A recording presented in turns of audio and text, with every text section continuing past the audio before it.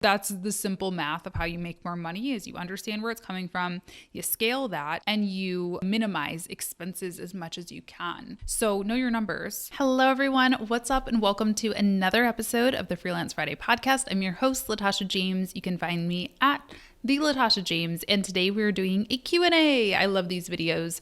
I asked you what you wanted to know about freelancing, entrepreneurship, social media, or just me and things in life and in my business, and here's what you had to say. Also, if you want to take part in these Q&As, be sure to follow me on Instagram. I already mentioned my username at the Latasha James, but you can find me over there. That's usually where I ask for these questions. So let's hop into it. First question is an interesting one.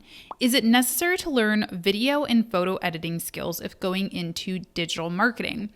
I think that this is a loaded question because a social media manager is not a video editor or a photographer. And I think it is important that we kind of call that out because you always see, at least on Twitter, like you'll see these kind of nightmare job descriptions, hiring people who are like proficient in every editing program and has a professional camera and, can also answer phones and emails, and they label it a social media manager. So we do need to call that out. But at the same time, I also think that we do need to expand our skills to some extent. Let me explain. One, if you're going to start a business and you're going to work with a lot of small business owners, maybe mom and pop type shops, likely they're not going to have a marketing team. It's usually going to be you and the owner and maybe like a couple of employees who handle, customer facing stuff. And you have to have some of those skills if you want to really market yourself as being able to help those small businesses. On the flip side, if you're working with a larger company that has a bigger budget, that has a full-fledged kind of admin office team, a marketing team, you can probably just stick to what you do best, which is usually more marketing, more strategy, maybe advertising, but you're not going to be like in Canva all day creating designs. And then of course there's a middle ground there, which I could probably say, even though my last job, like full-time job, was at a Fortune 500 company, I feel like we were more in that middle ground area. I wasn't working for like Google or Facebook or something, like these huge companies. So I kind of was having to put on different hats at some times. We did have a creative department. We did have a graphic design team. But, if I just needed a quick thing to post on Facebook, I would just do it myself in Canva. If it was a big brand campaign that we're going to put a lot of paid ad money behind, then the creative team would do it. So it really does depend. I definitely don't think it hurts to get some of these skills, but I also think it's important to be honest about your skill set too. Because for my clients, for example, I would never ever say that I was a photographer. Ever. I'm not. I know how to take a photo. I have good quality cameras and equipment and backdrops and stuff if they need some quick stuff for social. But my photos that I take are not going to be the same level of if they took it to a studio that strictly did brand photography. And so I think it's important that you do set those expectations, like, hey, yeah, I can do social, I can take some stuff for Instagram stories for you. But if you do want to have that like really top-notch, top-tier commercial type quality, you're going to want to go with a creative agency who specializes in this. Tools for content creation 2021.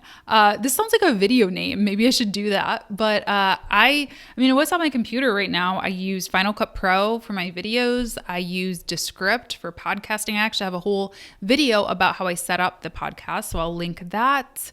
And Canva, and resources. Like if I need something designed better than what I can do in Canva, I hire a designer to do it.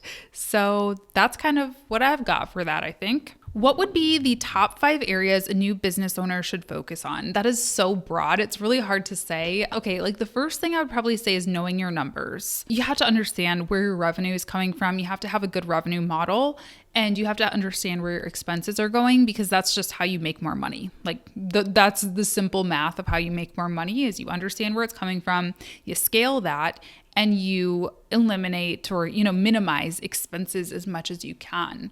So know your numbers and start to understand that, forecasting, get used to your data, get comfortable digging into those analytics a little bit. I would say number 2 is probably time management. I think it's easy to feel like there's never enough hours in the day as an entrepreneur because we always have so many ideas, and especially when we're doing it on our own or mostly on our own, there's always something we can be doing. So you have to be able to look at those revenue numbers, like I just said, and say, what can impact this the quickest or the easiest or the best, etc. Because you can't do all the things. If I had my way with the year, I would launch like 50 things a year because I love it. It's just so fun and it's cool. Like I enjoy doing that, but I can't. That's not physically possible with a team of my size. And I don't even think if I had a big team that would be possible, right? So you have to understand where to use your time the most effectively. Number 3, I think like your skill, like your craft, like if you're a social media manager, invest in learning social media management. Make sure that you're staying up to date with the industry. If you're a designer, go to design conferences. If you're, a coach, take coaching courses, whatever. Like all of those things I think is really important. See, this is where things get a little muddy because I don't know what kind of business you want to create necessarily. But for me and my business, I would say I'm definitely investing in leadership and teamwork and company culture type stuff. I do want to have a small team. I do have a small team, very small, but I want to make sure that I am being a leader that they enjoy working for and that I am empowering them and investing in their development too, not just in regards to my company, but in regards to them as human beings. And the 5th thing, client acquisition. I always say never really stop prospecting. Even though I am currently booked, I'm always showing up on YouTube. I'm always showing up in doing talks and conferences and stuff like that. And I think it is really important to always be kind of nurturing that wheel, if you will, that funnel, and making sure that you always have people in the pipeline. Are you getting demotivated? Lately, I do very often somehow. You are not the only person to say that, and I feel for you and I hope you're doing okay. I've been struggling lately. I've been getting a little better over the past couple weeks, I would say, but for a while there, I was in like a really low place. And I heard that from a lot of other people too. I think it's important to acknowledge what we're living through. I mean, every generation, everybody's been through stuff, don't get me wrong, but like we're living in a very, very abnormal time. And yes, and I hope we're kind of on the tail end of it. I actually feel like that's made me more emotional because I'm like, okay, like I actually have time to like think about it now. And I have time to kind of like examine what the past year has meant. And it's like making me sad now that I've kind of taken that shield down. Do you know what I mean? And actually gotten in touch with my emotions. It's making me way sadder.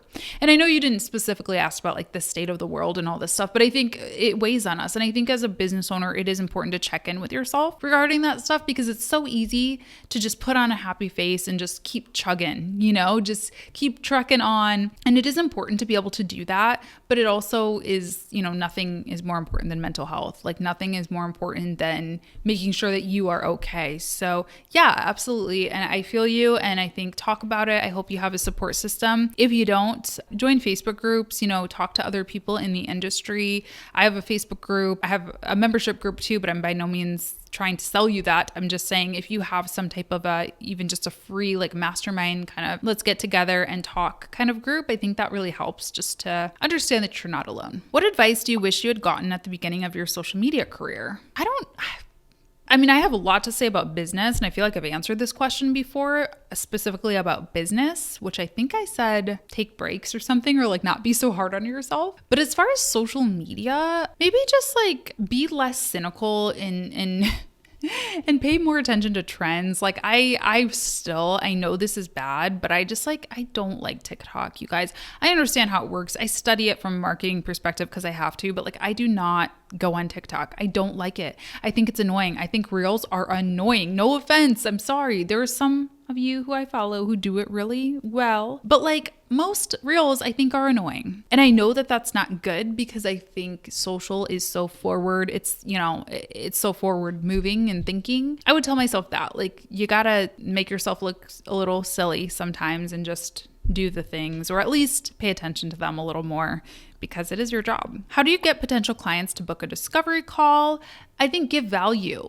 I don't ever really talk about booking calls with me. I don't really sell very often, truthfully, unless it's like a webinar. I get people booking with me because I give value away. I think about, what does my ideal client need right now? What are they struggling with? What knowledge can I share with them? I give it to them. I find the appropriate channel, whether it's Instagram, YouTube, podcasting, LinkedIn, whatever else, Twitter. I don't really post business on Twitter, but I give them that. And I have my funnel set up properly so that when they come and check me out on my website or whatever, they have the option. I actually have this turned off right now because I'm pretty booked, but I switch out the button on my homepage of my agency website as well.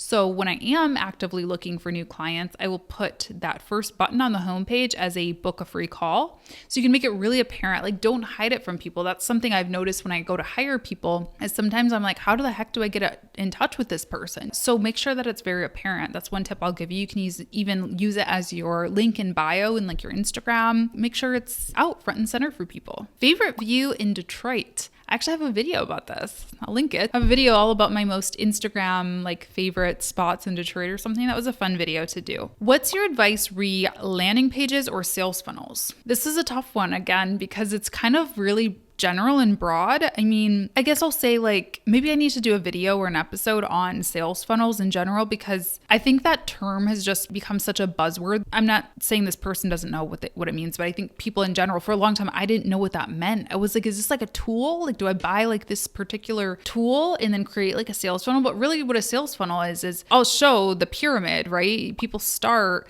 at the awareness stage. They don't know who you are yet. And then you slowly qualify them. And each tier, you're losing people. You know, they move into what? Consideration, and then conversion is all the way at the bottom. You're losing people and funneling people down to qualify them. So really what that means is that you need to be nurturing people along that way. So for instance, if I post a video on how to become a social media manager, that's going to attract a lot of people here at the top of my funnel. And over time, I'm going to say, okay, do you want to enter your email for something? Do you want to come to this webinar? Do you want to follow me on social? And slowly I'm going to be finding my people, if you will, and qualifying them to make a sale. I don't know what my thoughts are on it. I guess I'll have to think about what I can do as far as content to make something helpful. But landing pages, I make them quite simple. I know that like the thing to do is to make them 80,000 pages long. But again, I always, for everything marketing related, I try to think about what I like as a consumer. I think that's my best advice, honestly, is like, if you find landing pages you like, if you buy things from people, take screenshots of their landing pages and just study them and figure out, what is it about this that I like? Is it the imagery? Is it the testimonials? Is it the copywriting? Is it the length? Is it really short? Is it really long? Then you can kind of pay attention to that for yourself. Also, outsource the copywriting. If you're not great at copywriting, I have been outsourcing my landing pages for my courses, and it's just been really helpful to get that second pair of eyes and not have to stress out myself about doing it. Okay, here's another personal question, but I like it. It's top 5 favorite shows or movies. Favorite movie ever, I think, is Lost in Translation, Sofia Coppola. Favorite show, if I had to pick one, probably of all time, would be I Love Lucy, The Mary Tyler Moore Show. For newer stuff, Sex and the City, The L Word, I loved. I was like obsessed with that show. What other movies? I went to school for film, so I watched like every movie, not every movie, but you know, a lot of movies. Oh, I love City of God. I love Maria Full of Grace. I watch a lot of movies like that are like quite sad and like depressing. I hope that's a good sampling. I gave you like 6. Those are some good ones. I'm sure I'm missing ones that I love. How did you land your first paid client as a freelancer? I have a whole video on that as well. But first like really low priced one was $20 a blog post, and I just ran across the ad on LinkedIn or like my college's jobs website, and I applied on Upwork. And then my first kind of longer term social media strategy client, they actually came inbound through YouTube. I had created a review about a similar tool, a similar service as them, and they were like, let's talk. And it turned into a 3-year consulting and strategy and management gig. How can we create a social media strategy that actually works for our client when we have no experience? Get experience. That's the only way. I mean, you still can never guarantee that you're going to create something that fully works necessarily. I mean, I don't know that that's possible, but that's the only way that you can be sure that you are confident in what you are providing, is get experience. Do work at maybe a lower cost. Again, like I said, my first gig was $20 a blog post. This is exactly why I created the social media management accelerator as well, so that people can kind of do a test run with a test client. It's not a real client. It's just kind of, a portfolio thing, but that might help you as well. So class is closed right now, but I'll leave the link to sign up for the emails as soon as the doors open again. I think I'm going to open the doors in September. So stay tuned for that. We're also revamping my A Journey Social, my signature online course. So I'll link that down below as well. So get experience, get knowledge. That's really the only way to do it. I want to start offering paid services. What is your top 3 tips for dealing with payments and rates? Charge probably a little more than you're comfortable with. I think most people, not all, but most people tend to undercharge. I think that your rate should make you a little uncomfortable. Now, I'm not saying ask $1 million because that would make me very uncomfortable, but I might ask, $500 more or a couple $100 more than makes me fully comfortable. Because remember that people will always negotiate down, so, or not always, but sometimes they're definitely not going to negotiate up. And then I would also say just understand the value of your time. Come up with an hourly rate for in your head. It doesn't necessarily need to be something that you're giving someone and offering someone to charge by the hour, but you should know about how much an hour of your time is worth. Meaning, if somebody asked me to do a talk, for example, and they offer me $100, unfortunately, that doesn't make sense for the business because I could make that doing something else. So you want to understand what that is. Just be firm. Like have a firm rate. Yes, negotiation is a part of business, but don't let people negotiate you down to like nothing. If you say I'm going to charge $1,500 and they come to $1,000, you need to know that you're not going to go any lower than $1,200 or $1,300 or whatever that number is in your head, and be firm about it and be okay with walking away. If you truly believe that the service you're offering is worth what you're asking, it's a major red flag if they're going to kind of fight you for that. It's going to be a lifetime, in terms of clients, a client lifetime value of fighting about things, of, being negotiated down for everything. And there's people who are willing to pay it as long as you're charging market rate. Do research and see what the market is charging so you're not charging something like astronomical. Do you think too many unqualified people work in social media and digital marketing? I feel like I talked about this recently somewhere in a vlog or something. First of all, who am I to judge? I'll say that. I am not like the social media marketing police or anything like that. So people can do whatever they want to do. But I will say, especially for like the clients out there who are listening, vet people. Don't just hire the first person who says they can give you a shiny object. Vet people, ask them questions, ask them about their experience, read their testimonials and reviews. They might have a portfolio, make sure to look through that if they send it to you. Like, don't just hire people who say, oh yeah, I can get you all these things, because there is a lot of that. There's a lot of that out there. Other industries too, though. Like, I hired a service provider for something that I feel I kind of got scammed out, to be honest. Like, the amount that I paid this person to not do anything was embarrassing. So it's not just in this industry. I think it's a lot of online marketing and online business. I think a lot of people are getting very good at marketing and not very good at the skill itself. I have another episode hopefully coming up about that, and just kind of the concept of like, even though things can be easy or to some extent online, you still have to work. Like, it's still work. It's not just all, a walk in the park. So anyway, I digress. Take with that answer what you will. Just a couple more questions I think I'm going to answer for today. Best way to find clients other than referrals, cold calls, networking, etc. Inbound marketing. Inbound marketing has been my best converting lead source and my highest quality lead source, just because people really get to know me and my business before they even hop on a call. Like, they're usually sold by the time they get on the call. There's not much selling I have to do. So again, I always say this doesn't mean you have to start a YouTube channel. It might mean you start a podcast. It might mean you write blogs. It might mean you are able to get your website really SEO friendly, so they're stumbling on it. Like, there's a lot of different ways that inbound leads can work. I recommend taking HubSpot's inbound course if you want to learn more about inbound marketing. So I'd say that. And then I would say probably second for me would be networking groups and stuff like that. You asked about networking specifically during the state of the world that we're in right now. The cool thing is most of these networking groups are all online now, so they're really easy to join. I was a part of Honeybook's Upward, which they only offer certain times of the year, but you can check that out, get on the list. I'm sure there's probably a way. That was so valuable to me. Just for the group that I was a part of was really helpful. I like Tuesdays Together. That's another one they have like monthly masterminds and stuff like that. Creative Mornings is another one. There's a lot, and also like joining a mentors group is really helpful as well. I'm a part of a mastermind that I pay a pretty penny for it actually. And it's super helpful because I get that expertise from my coach, who I've been following for years and years in this space. She's somebody who's very aspirational to me. And so it's helpful getting her insight, but also just the community at large.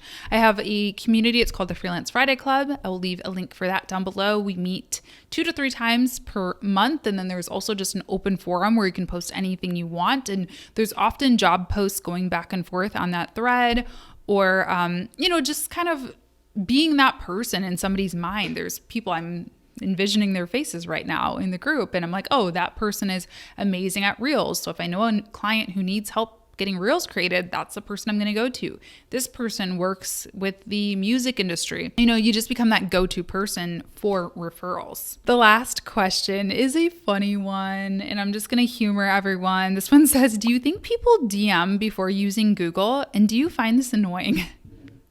I love you. You're so sassy and I love it. I know that this was kind of like a joke or a rhetorical question, but I'm going to actually turn this into a teachable moment. I love doing Q&As. I think they're so fun, number one. But what I will say is I don't love being Google for people.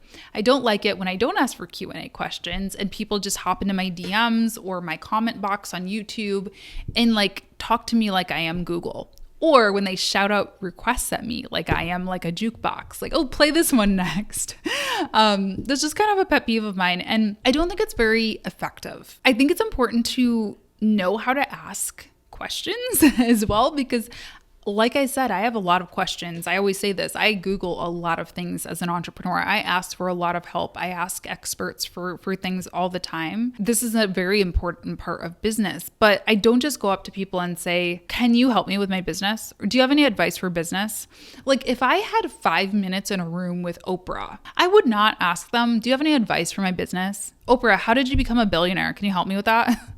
No, I would say, how did you, after proving success for your first year on the Oprah Winfrey Show or whatever, first year, second year, whatever it was, how did you then renegotiate that contract to reflect the success that you had? Like, do you have any contract negotiation tips or something like that? Like something specific. If you're going to ask questions to anybody, that's something that I found to be really helpful, is just to ask specific questions and also to Google it first. Because what if the answer for that is like so easy and simple, then I just wasted my 5 minutes with Oprah on like a question that, you know what I mean? And obviously I'm nowhere near Oprah level, so I'm not trying to like equate myself with that. I'm just saying I do think that there is an art to asking questions in a way that gets you valuable responses and that doesn't just get you kind of like word stew. Do you know what I mean? All right, everyone. I think that's it for today's episode. I hope you enjoyed it. Be sure to leave me a thumbs up if you're watching on YouTube. If you're listening on the podcasting platforms, tap that follow button. And I hope you enjoyed. Again, follow me on Instagram if you want to take part in these next time. And I will see you very soon. Have a great day. Thanks for tuning in to today's episode. Show notes for this episode are available at latashajames.com/podcast and contain all of the links I may have mentioned today, as well as an invitation to join my private Facebook group, the Freelance Friday Podcast Community. Thanks so much. We'll talk soon.